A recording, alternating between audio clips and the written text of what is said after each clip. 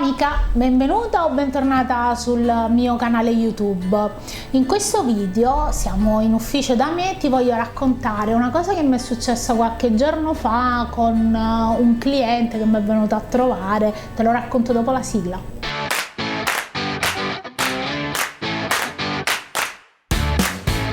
Eravamo in ufficio come siamo adesso io e te e si chiacchierava sulla questione di come fare le borse, da dove nasceva l'idea, eccetera eccetera. E ho cominciato a fargli un po' di storia, no? Cioè si partiva perché di solito quando comincio a parlare non mi fermo più, e se mi segui lo sai, se non mi segui vattene a vedere tutti gli altri video perché sono un po' logorroica. E ti dicevo, ho cominciato a parlare con questo cliente che mi diceva: sai, io prima quando andavo da altre persone per produrre, questi avevano un magazzino, avevano tanti modelli, io mi sceglievo X e Y, così mi davano i materiali, tutto insieme. Anche io ho fatto, guarda, questa è una grandissima distorsione che si è creata negli anni quando c'è stato il grandissimo calo di lavoro e i terzisti hanno cominciato a fare l'ufficio stile. Per cui,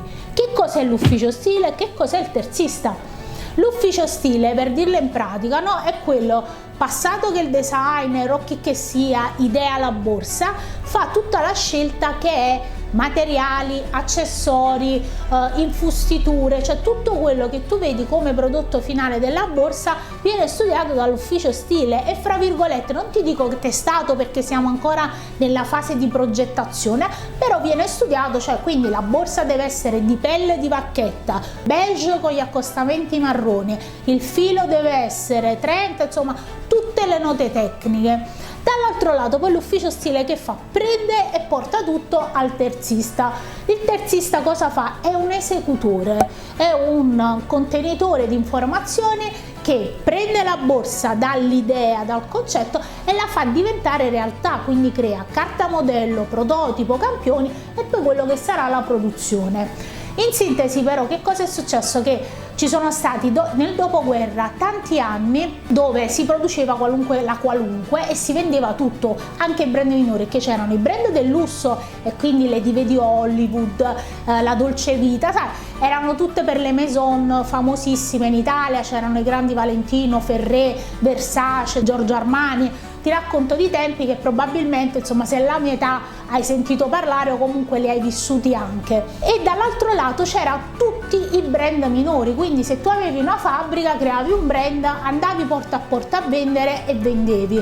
Poi che cosa è successo? Che saturandosi il mercato, le persone hanno cominciato a scegliere diversamente, poi sono arrivati i cinesi, poi è arrivata la crisi, poi è arrivato il web e quindi la competizione si è fatta completamente diversa. Tutte le persone che facevano, tutte, non proprio, però o quasi tutte, che avevano dei brand, alla fine sono morti, mettiamo così, dal punto di vista commerciale, e si sono trasformati molto spesso in terzisti, perché a quel punto i brand del lusso hanno cominciato a fare super produzioni. Poi oltre ai brand del lusso hanno cominciato a prendere anche brand minori, e i brand minori che cosa chiedevano? Se vuoi fare questo lavoro mi devi fare anche da ufficio stile, quindi ufficio stile e terzista si sono uniti. Questo però non è che si sono fatti pagare l'ufficio stile e il terzista, in realtà nel costo di manodopera è compreso tutto, e quindi questo ha portato che molte aziende, non sapendo fare i conti, alla fine hanno chiuso o sono fallite.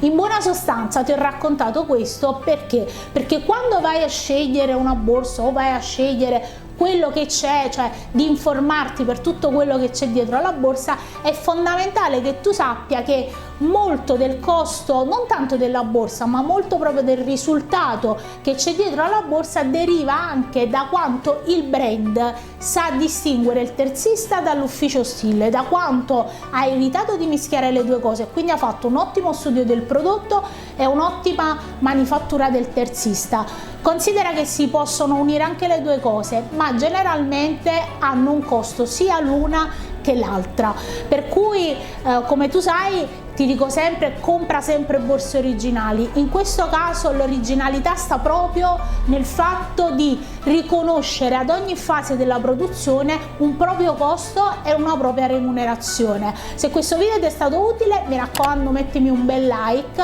dimmi cosa ne pensi, ci vediamo al prossimo video, ciao da Ornella.